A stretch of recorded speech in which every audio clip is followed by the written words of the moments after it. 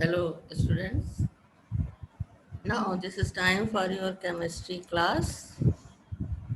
So please join.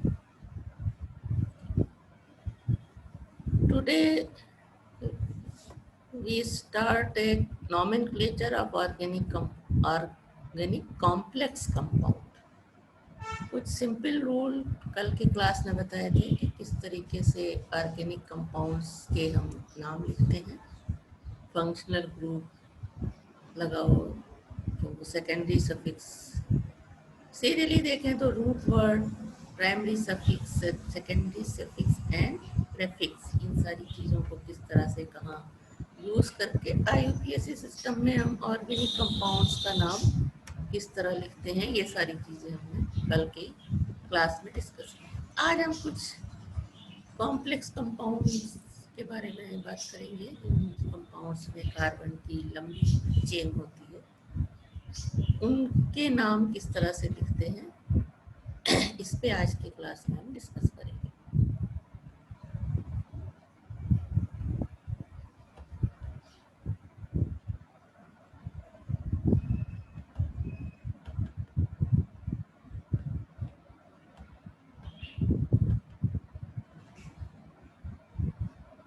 Organic chemistry.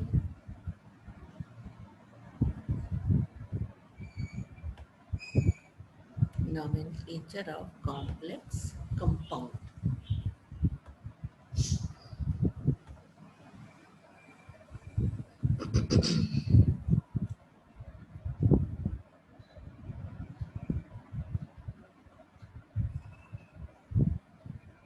Hello everyone. Now IUPAC system of nomenclature of complex compound. In IUPAC system, it is believed that all organic compounds are the derivatives of normal saturated hydrocarbons, जो कि पिछले class में तुम लोगों को बताया है. सारी चीज़ें ये सारी चीज़ें यहाँ पे रिवाइज हो रही हैं. The normal saturated hydrocarbons are thus the parent compounds. The branch chain hydrocarbon and the compound of various homologous series are formed by the replacement of hydrogen atom by various substituents or functional groups. One or more by various substituents or functional groups.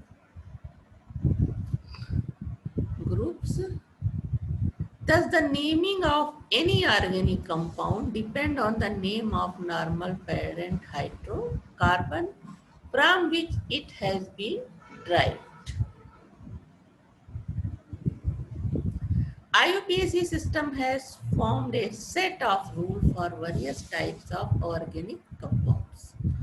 अब यहाँ complex compounds के nomenclature में क्या क्या rule होते हैं, इसके बारे में हम डिस्कस करेंगे. और किस तरह से जब लॉन्ग चेन कंपाउंड होते हैं तो उनमें कार्बन की काउंटिंग कैसे होती है, नंबरिंग कैसे की जाती है और फिर उसका नाम कैसे लिखा जाता है, इस बारे में हम बात करेंगे. तो फर्स्ट है rule of naming complex aliphatic compounds when no functional group is present, that is saturated hydrocarbon, paraffins. तो सिंपल हाइड्रोकार्बन के नाम लिखना समझ चुके हो. एक कार्बन है तो में दो कार्बन है तो एथ लगा करके प्लस एन लगा देंगे. तो मेथेन, एथेन, प्रोपेन, ब्यूटेन, ये पिछले क्लास में देखा है. यहाँ पे हम उस तरह के कंपाउंड्स के बारे में बात करेंगे जिसमें कार्बन की लंबी चेन होगी. तो सबसे पहले जो रूल है इसके, rule of naming complex aliphatic compound, सबसे पहला क्या है, लॉन्गेस्ट चेन का सिलेक्शन, कि हम पेरेंट चेन या मेन चेन को सिलेक्ट कैसे करें. The first step in naming an organic compound is to select the longest continuous chain of carbon atom which may or may not be horizontal. कोई ज़रूरी नहीं है कि हॉरिजेंटल या स्ट्रेट हो, ये ब्रांच या जिगजैग भी हो सकती है. ये ब्रांच नहीं बल्कि जिगजैग हो सकती है. This continuous chain is called parent chain or main chain, and other carbon chain attached to it are known as side chain. यहाँ पे ये जो चेन दिखाई गई कार्बन एटम्स की, ये मेन या पेरेंट चेन है, और ये जो साइड में लगा है ये क्या है, side chain. On the basis of number of carbon atom present in the present chain, the parent normal hydrocarbon is named root word plus A. तो पेरेंट हाइड्रोकार्बन चेन हम सिलेक्ट करेंगे, फिर उसका रूट वर्ड निकालेंगे, फिर उसमें N जोड़ देंगे तो हमें जो भी हाइड्रोकार्बन होगा उसका नाम लिख जाएगा. तो पहले हमें लॉन्गेस्ट चेन कैसे सिलेक्ट करते हैं ये देखना है. The group attach to this chain are identified and name accordingly. अब यहाँ एग्जाम्पल है. The longest chain is a 5 carbon. 5 carbon है इसमें, hence it is a derivative of pentane. The substituent is a methyl group. अभी हम सिर्फ chain select करना बता रहे हैं, और उसका नाम कैसे लिखेंगे ये आगे धीरे धीरे बताते चलेंगे. The second rule, the horizontal straight chain consists. अब ये दूसरा एग्जाम्पल है, तो अब इसमें हमको सिलेक्ट करना है, इस तरह का कंपाउंड है ये, इसमें सिलेक्ट करना है कि मेन या पेरेंट चेन कौन है. तो इसका रूल ये है कि जिसमें कार्बन के एटम सबसे ज़्यादा जिस चेन में होंगे उसको हम और पेरेंट चेन मानेंगे. तो अगर हम इसको लेते हैं तो 1 2 3 4 5 6 कार्बन एटम है इस चेन में. लेकिन अगर हम ये जो इस तरह से लिखा हुआ है यहाँ से शुरू करते हैं और इधर जाते हैं तो 1 2 3 4 5 6 7 8, इधर जाएंगे तो इधर भी कोई फर्क नहीं पड़ेगा, लेकिन इधर जाएंगे तो 8 कार्बन की स्ट्रेट चेन मिलेगी. और ये चेन क्या होगी, इसको हम क्या कहेंगे, पेरेंट चेन या मेन चेन. तो ये डेरिवेटिव किसका है, इसमें 1 2 3 4 5 6 7 8 कार्बन एटम है, तो ये है डेरिवेटिव ऑफ ऑक्टेन. और ये इधर इधर मेथिल ग्रुप लगा हुआ है, और ये इस कार्बन के साथ मेथिल ग्रुप लगा है, ये क्या है, साइड चेन. तो इस तरह से जो सबसे लंबी कार्बन की चेन होगी उसको हम as a parent chain choose करेंगे. The horizontal chain consist of 6 carbon atoms while the longest zigzag chain consists of a 1 2 3 7 carbon atom. अगले एग्जाम्पल के बारे में है ये. अगर इस चेन को हम सेलेक्ट करते हैं तो इसमें कितने कार्बन है, 6. लेकिन अगर हम इस तरह से जिगजैग में चले जाएं तो इधर हमें लग रहा था कि ये साइड में है, लेकिन यहाँ से हम शुरू करते हैं, फिर ऐसे आते हैं, फिर ऐसे आते हैं, तो कार्बन एटम 7 है. तो हमारे लिए पेरेंट कार्बन हाइड्रोकार्बन कौन सा होगा, जिसमें कि 7 कार्बन है, और बाकी ये इधर जो लगा है ये साइड चेन मेथिल ग्रुप, और ये साइड चेन एथिल ग्रुप हो जाएगी. ये C2H5 CH2CH3 लिखते हैं इसे. Now it is possible that sometimes there may be 2 or more carbon chains of equal length in a molecule. In such a case, the selected chain should contain maximum number of side chain. यानी जब दोनों side से हम count करें और carbon atom zigzag में भी same आए और स्ट्रेट में भी सेम आए, तब हम कौन सी मेन चेन सेलेक्ट करेंगे, contains maximum number of side chain. जिस चेन के पास मैक्सिमम नंबर ऑफ सब्स्टिट्यूएंट्स होंगे, यानी साइड चेन जिसके पास ज़्यादा जुड़ी होगी. और दूसरा, या have the least branch side chain, या साइड चेन जो होगी वो ब्रांच नहीं होगी. अब ये जैसे दो एग्जाम्पल यहाँ पे दिए हैं.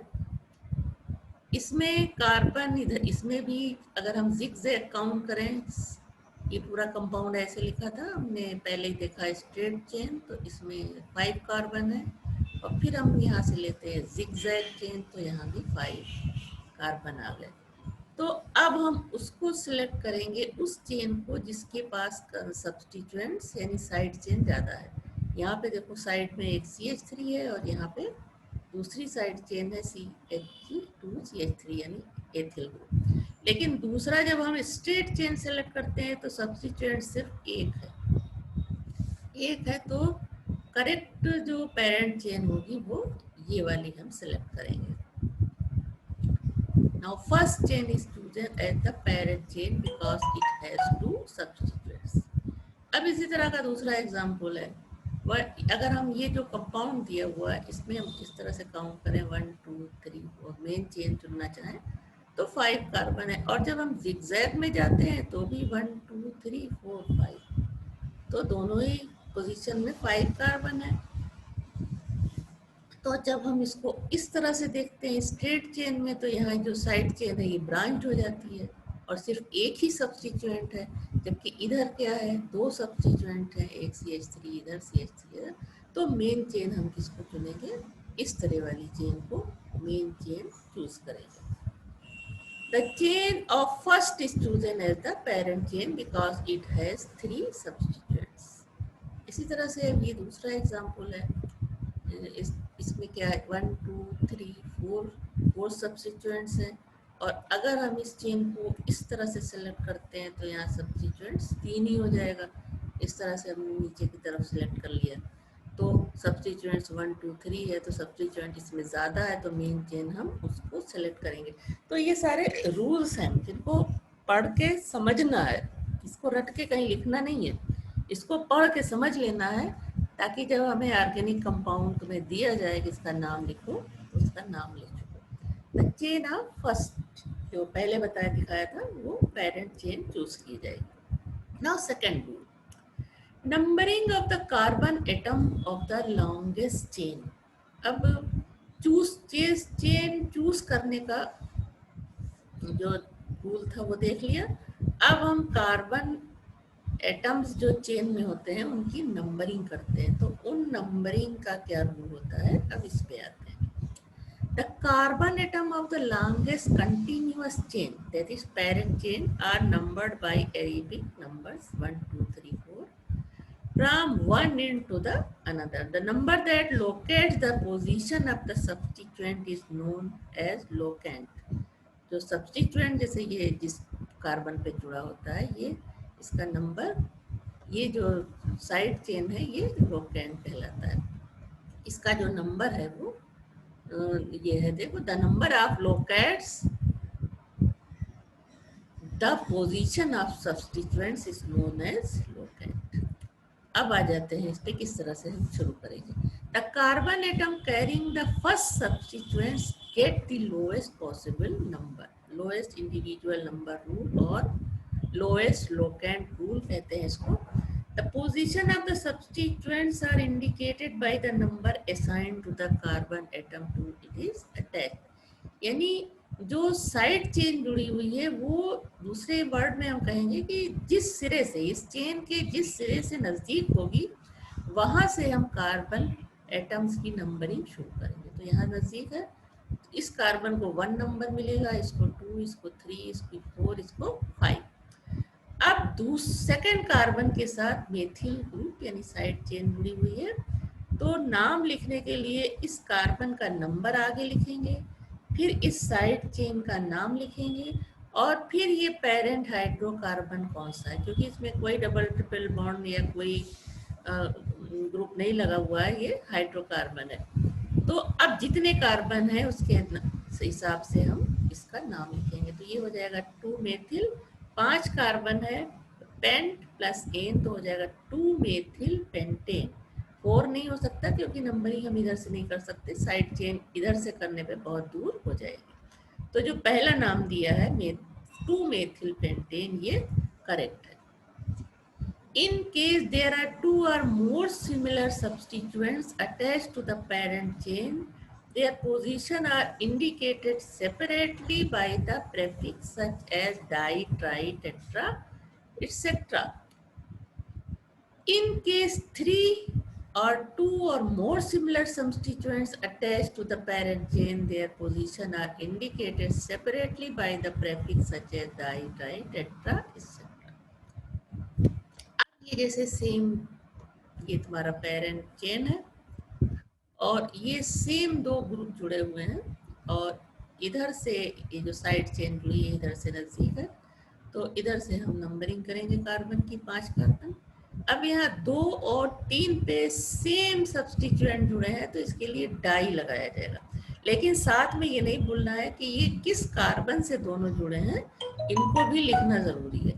तो दूसरे कार्बन से एक मेथिल, तीसरे कार्बन से एक मेथिल जुड़ा है, तो यहाँ हम लिखेंगे 2 3 और मेथिल ग्रुप 2 बार रिपीट हो रहा है, तो डाई मेथिल।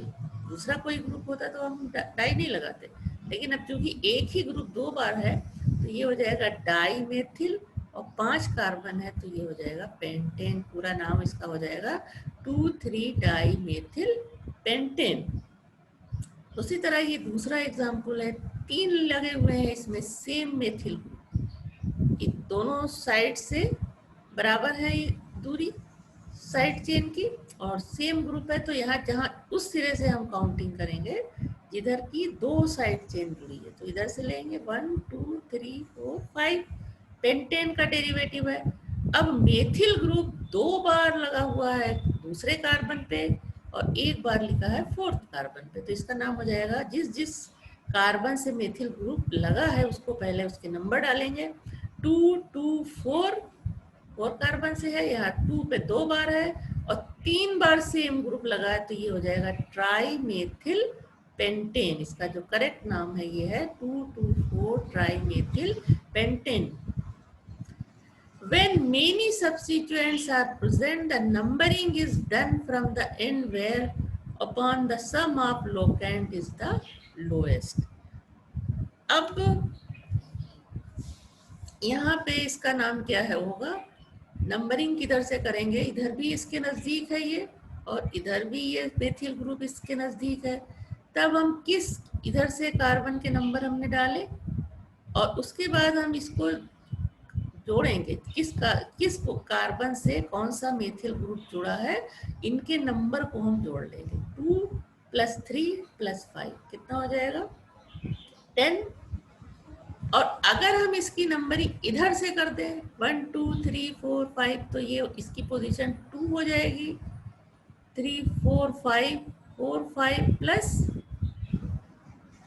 2 कितना हो जाएगा, यहाँ देखो ये नंबर दे के दिखाया हुआ है, 2 4 + 5 11, यानी सम ऑफ द लोकेंट जो पहली स्ट्रक्चर है उसमें कम आ रहा है। तो ऐसी पोजीशन में जब लोकेंट सेम दूरी पे होंगे तो हम लोकेंट की पोजीशन ये जानने के लिए कि हम किस तरफ से नंबरिंग करें, दोनों तरफ से नंबरिंग करके ये देखेंगे कि ये दोनों जिस कार्बन से जुड़े हैं उनके नंबर जोड़ने पे किसका कम आ रहा है, तो जो पहली हमने नंबरिंग यहाँ की थी उसी का टोटल कम आ रहा है, जबकि दूसरी अगर हम इधर से करेंगे तो उसका टोटल 11 आएगा, तो ये नंबरिंग सही हो।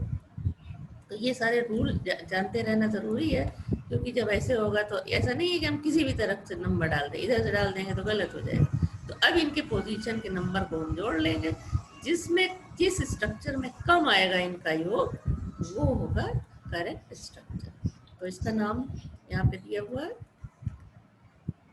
2 पोजीशन पे एक मेथिल ग्रुप, फिर 3 पे, फिर 5 पे, तो ये हो जाएगा 2 3 5, 3 बार सेम ग्रुप है तो ट्राई मेथिल हेक्सेन इसका नाम होगा, क्योंकि 6 कार्बन है।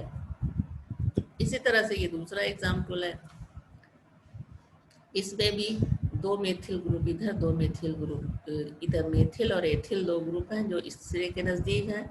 तो अब काउंटिंग के लिए फिर प्रॉब्लम आती है, तो पहले हम एक साइड से नंबर डालेंगे और इनके पोजीशन को जोड़ लेंगे। 2 बार मेथिल ग्रुप कार्बन से जुड़ा है तो 2 + 2 हो जाएगा ये। इधर 6 कार्बन पे एक मेथिल जुड़ा है और एक एथिल जुड़ा है, तो 2 + 2 + 6 + 6, इनके सम ऑफ द लोकेंट्स यहाँ 16 आएगा। और अगर हम इधर से डालते हैं नंबर तो 1, ये 2 पोजीशन पे इधर से आएंगे, तो ये 2 नहीं, अच्छा नंबरिंग तो इधर से की गई है। अगर हम इधर से डालेंगे तो 3 पोजीशन पे 2 मेथिल ग्रुप जुड़े हुए मिलेंगे हमको, 3 कार्बन होगा ये, तो ये 3 + 3, उसके बाद इधर आगे बढ़ेंगे तो ये हो जाएगा 7 कार्बन, तो 7 + 7 2 जुड़ा 20। तो सम ऑफ द लोकेंट जो पहला वाला हमने ये नंबरिंग दिखाई है यहाँ से यहाँ तक, ये सम ऑफ द लोकेंट कम है सम, अगर हम इधर से नंबरिंग करें तो ये उसके मुकाबले तो ये नंबरिंग करेक्ट है और इसी के हिसाब से हम नाम लिखेंगे। नाम हो जाएगा 2 फिर 6 है ना, 6 पे लगा है और फिर इधर 6 पे ये मेथिल ग्रुप लगा है तो ये हो जाएगा 2 2 6 6। 4 बार मेथिल ग्रुप लगा है तो हो जाएगा टेट्रा मेथिल और 8 कार्बन है तो ये हो जाएगा ऑक्टेन, यानी 2 2 6 6 tetra methyl octane. Thus, it is even from the above example that both the lowest set of locants rule and lowest sum rule give the same result when the length of the carbon chain is not very long. However, when the length of the carbon chain is long, the two rules often give different results.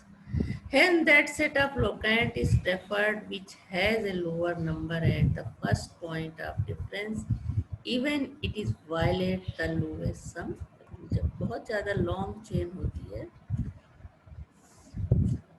तब यहाँ पे numbering है जो side chain नज़दीक है इधर से हम करते हैं, हालांकि इधर से तो दूरी है इस एग्जाम्पल में। तो ये पूरा 10 कार्बन एटम हो गया, लेकिन इस साइड से अगर नंबरिंग हम करेंगे तो रॉन्ग हो जाएगी। The correct name is 278 ट्राईमेथिल Deccan होगा क्योंकि 10 कार्बन है इसमें, एंड नॉट 349 ट्राईमेथिल डिकैन। तो ये कॉमनली हम इस तरह से भी देख सकते हैं किस तरह इसका नाम लिखा है। लॉन्ग कार्बन चेन है, मेथिल ग्रुप यहाँ पे इस सिरे के नज़दीक है तो हम इधर से काउंटिंग करेंगे और इस तरह से ये 8 कार्बन की चेन बन गई। तो नाम इसका क्या हो जाएगा, correct name is 2566 tetramethyl octane. If there are different alkyl substituents attached to the parent chain, their names are written in alphabetical order. अगर दो तरह के चेन अटैच हैं तो हम इनको पहले किसको लिखें बाद को किसको लिखें, ऐसा नहीं है कि मेथिल हम पहले लिख देंगे। तब हम अल्फाबेटिकल ऑर्डर पे सिंपल सब्स्टिट्यूएंट्स का नाम लिखेंगे। It may be noted that prefix such as di, tri, etc. are not considered while arranging the substituents alphabetically.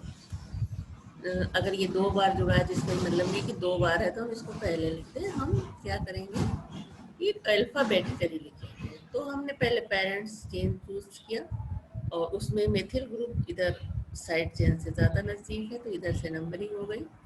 दूसरे कार्बन पे मेथिल ग्रुप जुड़ा है, तीसरे पे है एथिल ग्रुप, तो नाम इसका अल्फाबेटिकली लेंगे। जो साइड चेन लगी है उसका नाम चूंकि पहले लिखते हैं। अब 2 तरह के ग्रुप हैं तो अल्फाबेटिकली लेने पे एथिल का नाम पहले आएगा और मेथिल का बाद में। अब तीसरे कार्बन से एथिल ग्रुप लगा है और दूसरे कार्बन पे मेथिल लगा है तो नाम हो जाएगा 3 एथिल 2 मेथिल पेंटेन। इसी तरह यहाँ पे देखो ये पूरा कंपाउंड है, दूसरे कार्बन से यहाँ इधर से हमने लिया क्योंकि इधर सी साइड चेन इसके नज़दीक है। 1 2 3 4 5, सेकेंड कार्बन पे मेथिल, थर्ड पे मेथिल एथिल दोनों लगे हैं। तो अब यहाँ मेथिल तो डाई होगा लेकिन पोजीशन दोनों की अलग अलग होगी। अल्फाबेटिकली लिखने पे एथिल पहले आएगा, 3 एथिल तीसरे कार्बन पे लगा है, फिर 2 3 2 कार्बन पे मेथिल ग्रुप लगे हैं तो 2 3 डाई मेथिल पेंटेन, इस तरह से इसका नाम लिखा जाएगा। अब ये एक और एग्जांपल है, ये थोड़ा लॉन्ग चेन है। नंबरिंग हम इधर से कर रहे हैं, इधर CH3 ग्रुप लगा है, इधर CH3C2H5 लगा है, नंबरिंग हम इधर से करेंगे। तो ये सेकंड ग्रुप पे है मेथिल लेकिन फोर्थ पे लगा है एथिल। अल्फाबेटिकली चूंकि हमें लिखना है तो अल्फाबेटिकली लिखने के लिए हम एथिल ग्रुप का नाम पहले लाएंगे, पहले भी जैसे बताया 4 ग्रुप कार्बन पे एथिल, उसके बाद मेथिल 2 बार लगा हुआ है 2 4 डाई मेथिल, 6 कार्बन है तो क्या हो जाएगा हेक्सेन। तो इसका पूरा नाम होगा 4 एथिल 2 4 डाई मेथिल हेक्सेन।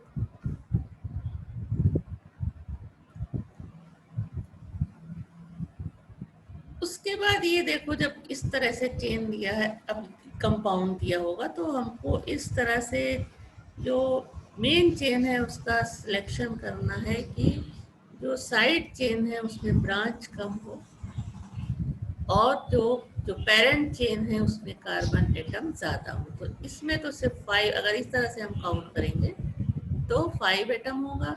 लेकिन अगर हम यहाँ से शुरू करते हैं इस तरह से, इधर आएंगे, फिर इधर ऐसे zigzag में, तो पूरे 7 एटम होंगे। तो पेरेंट हाइड्रोकार्बन चेन कौन सी होगी जिसमें कि सबसे ज़्यादा कार्बन एटम होंगे? तो ये 7 कार्बन की पेरेंट चेन हो गई। ये इधर गलत येलो हो गया है कि नहीं है, यहाँ 4, उसके बाद ये 5। अब यहाँ पे देखो, तीसरे कार्बन के साथ मेथिल ग्रुप जुड़ा है, फोर्थ कार्बन के साथ ये एथिल ग्रुप है, CH2CH3 ग्रुप जुड़ा है। तो 2 साइड चेन यहाँ जुड़ी है, यानी और हमको जब आगे साइड चेन का नाम लिखना है तो अल्फाबेटिकली लिखना है। तो ये एथिल ग्रुप है, तो फोर्थ कार्बन से जुड़ा हुआ है जिसका नाम होगा 4 एथिल। थर्ड कार्बन से इधर मेथिल ग्रुप जुड़ा है तो ये हो जाएगा 3 मेथिल। और चूंकि 7 कार्बन है तो ये कौन सा हाइड्रोकार्बन है? हेप्टेन। तो साइड चेन का उसकी पोजीशन के साथ और अल्फाबेटिकली नाम लिखते हुए हम आएंगे तो नाम हो जाएगा 4 एथिल 3 मेथिल हेप्टेन। उसी तरह का एग्जाम्पल ये है, इसमें इस तरह से कंपाउंड दिया हुआ है। नंबरिंग चूँकि साइड चेन दोनों तरफ सेम है, तो जैसा कि बताया था कि चूँकि सेम है तो सबकी पोजीशन काउंट करोगे, नंबर जोड़ोगे सबके, तो किसका ज़्यादा, जिसका कम होगा उधर से हम काउंटिंग करेंगे। तो इसको जोड़ करके देख लेना, काउंटिंग इधर से की जाएगी 1 2 3 4 5 6। तो ये हेक्सेन है। अब साइड चेन का हम नाम लिखते हैं, ये 3 कार्बन पे एथिल ग्रुप लगा है, CH2CH3। इसको दोनों अगर मिला दें तो हो जाएगा C2H5, ये एथिल ग्रुप है। और सेकेंड कार्बन से ये 2 मेथिल ग्रुप इधर, 1 मेथिल ग्रुप इधर। नाम हमें साइड चेन का अल्फाबेटिकली लिखना है, तो ये हो जाएगा, पहले हम एथिल का नाम लिखेंगे। थर्ड कार्बन पे लगा है 3 एथिल, फिर मेथिल ग्रुप 3 जगह 3 लगा हुआ है।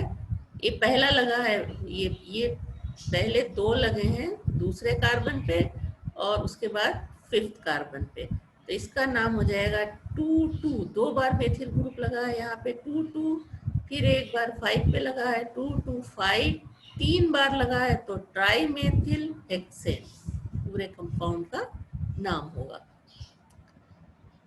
अब ये देखो, इस तरह से कंपाउंड लिखा हुआ है। अब इसमें तुमको सबसे पहले यही सोचना होगा, इसको देख के हड़बड़ाना नहीं होगा इस तरह का कंपाउंड मिल जाए तो। सबसे पहले देखना होगा कि कार्बन चेन हम किस तरह से चुने कि साइड चेन भी हमको आसान समझ में आए और उस कार्बन चेन में कार्बन एटम के नंबर भी सबसे ज़्यादा हो। तो अगर हम इसको चुनते हैं तो 1 2 3 4 5 6 कार्बन एटम आएगा।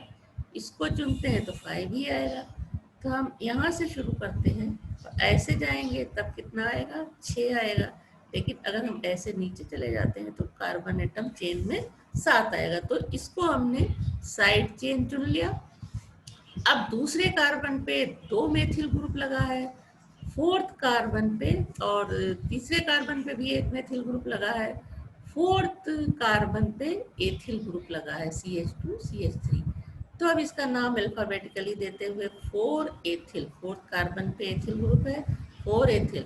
अब 4 मेथिल ग्रुप लगा है, 2 पे 2 बार तो 2 2, फिर 3 पे, और उसके बाद 4 पे। तो 2 3 2 2 3 4 टेट्रा ट्राई, ये जरूर लगाएंगे, 4 बार मेथिल ग्रुप लगा है तो हो जाएगा टेट्रा मेथिल हेप्टेन। अगर सिर्फ नंबर लिख के लिख दिया टेट्रा में, सिर्फ नंबर लिख के लिख दिया मेथिल हेप्टेन तो गलत हो जाएगा। और अगर नंबर नहीं लिखा कार्बन का और टेट्रा मेथिल लिख दिया तो भी गलत हो जाएगा। इसलिए कंप्लीट लिखना है कि किस कार्बन के साथ कौन सा सब्स्टिट्यूएंट्स जुड़ा है। जैसे 4 कार्बन पे एथिल तो 4 एथिल लिखा, फिर 2 2 पे 2 मेथिल है, फिर 3 पे है, फिर 4 पे है, तो सब कार्बन के नंबर लिखा। फिर चूंकि 4 बार है तो टेट्रा मेथिल हेप्टेन इसका नाम लिखोगे। In case there are different alkyl substituents at equivalent position, then numbering of the parent chain is done in such a way that the alkyl group which come first in alphabetical order get the lower number. तो जब दो side chain या substituents जुड़े हुए हैं और दोनों की दूरी इस सिरे से इसकी दूरी और इस सिरे से इसकी दूरी बराबर है, तब हम उस साइड चेन या सब्स्टिट्यूएंट को प्रेफरेंस देंगे और उसके सिरे से नंबरिंग करेंगे जो अल्फाबेटिकली पहले आता है। तो या मेथिल एथिल में एथिल अल्फाबेटिकली पहले आता है, तो ये जिस सिरे के नज़दीक है उधर से हम कार्बन की नंबरिंग करेंगे। तो 6 कार्बन आ गए। अब इन सब के पोजीशन लिखने सब आ गए हैं सबको। तीसरे पे है एथिल ग्रुप, तो 3 एथिल, एथिल हमको पहले लिखना है, अल्फाबेटिकली पहले आता है। फिर 4 मेथिल, पूरा पेरेंट क्या है, हाइड्रोकार्बन है हेक्सेन, इसका नाम हो जाएगा 3 एथिल 4 मेथिल हेक्सेन। उसके बाद ये अगला एग्जांपल देखो, ये दिया हुआ है, सेम दो सब्स्टिट्यूएंट्स हैं और दोनों बराबर दूरी पे जुड़े हुए हैं। तो एथिल अल्फाबेटिकली हम लेंगे, तो एथिल जिधर नजदीक है जिस सिरे से उधर कार्बन के नंबर डालेंगे, तो 7 कार्बन यानी हेप्टेन।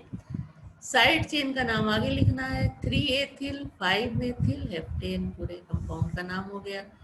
इसी तरह से अब ये है, ये भी देखो बराबर दूरी पे लिखा हुआ है, तो एथिल जिधर लगा है उधर से हम काउंट करेंगे, नंबर डालेंगे, तो ये हो जाएगा 3 3 डाई एथिल, 2 बार एथिल ग्रुप है, और ये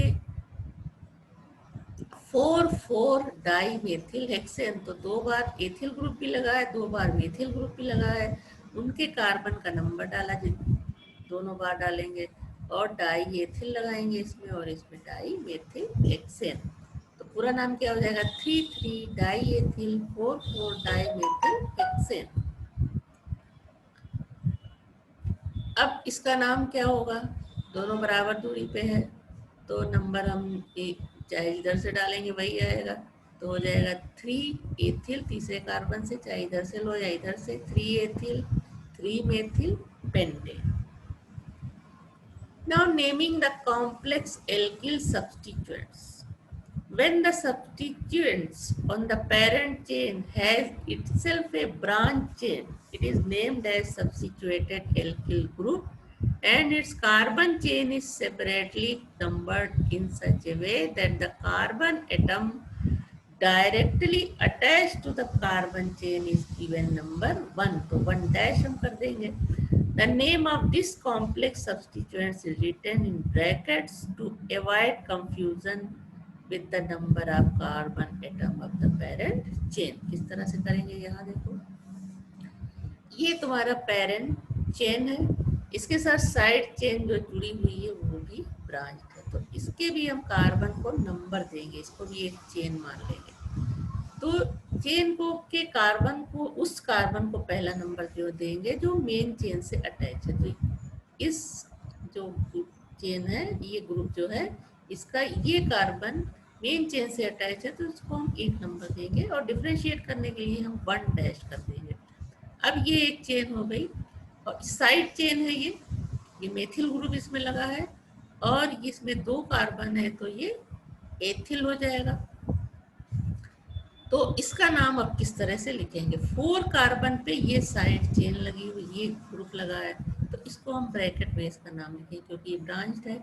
तो 1 डैश पे मेथिल ग्रुप लगा है, तो इसका नाम हो जाएगा 1 डैश मेथिल, और ये 2 कार्बन की चेन है, तो हो जाएगा एथिल, और ये पूरा कंपाउंड क्या है, हेप्टेन। क्लियर हुआ? यानी जब एक लॉन्ग चेन के साथ एक साइड में जो ग्रुप लगा है उसमें उनमें भी ब्रांच चेन है, नंबर ऑफ चेन एटम ज़्यादा है, तो हम उस कार्बन को जो मेन चेन से अटैच है उसको भी नंबर देके एक चेन बनाएंगे। तो इसको 1 डैश चेन दे दिया।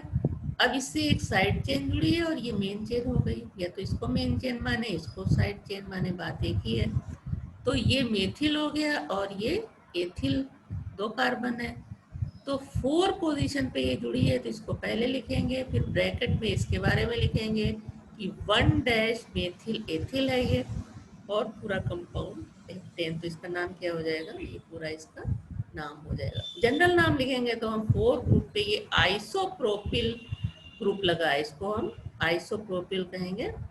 तो 4th ग्रुप पे आइसोप्रोपिल ग्रुप लगा है तो ये हो जाएगा 4 आइसोप्रोपिल हेप्टेन। आइसोप्रोपिल का भी आइसो का भी इस्तेमाल IUPAC में करते हैं। अब यहाँ एक दूसरा एग्जांपल देखते हैं। ये लॉन्ग चेन हाइड्रोकार्बन की है, 9 कार्बन है इसमें, यानी 9 नैन। अब ये 5th कार्बन से ये साइड ग्रुप लगा हुआ है, साइड सब्स्टिट्यूएंट, इस पे भी चेन है लंबी। तो अब हम इसके कार्बन को, जो कि मेन चेन से अटैच्ड है, 1 डैश और दूसरे को 2 डैश नंबर दे दिया हमने। अब ये दोनों इसकी साइड चेन है, तो अब हम नाम लिखेंगे, ये 2 कार्बन है तो ये एथिल, ये 3 कार्बन हो गए ये इस चेन में, तो हो जाएगा प्रोपिल, और साइड में ये लगा हुआ है मेथिल, ये तुम्हारा 3 डैश हो जाएगा। लेकिन हालांकि नाम में उससे फर्क नहीं पड़ेगा, इसलिए नहीं दिखाया है। तो अब 5th पोजीशन पे ये चेन लगी हुई है, ये सब्स्टिट्यूएंट लगा है, तो 5th, उसके बाद ब्रैकेट में 2 डैश, इस चेन के साथ मेथिल ग्रुप लगा है 2 पोजीशन पे, तो 2 डैश मेथिल, और ये 3 कार्बन की चेन है तो प्रोपिल, और पूरा क्या है ये नोनैन।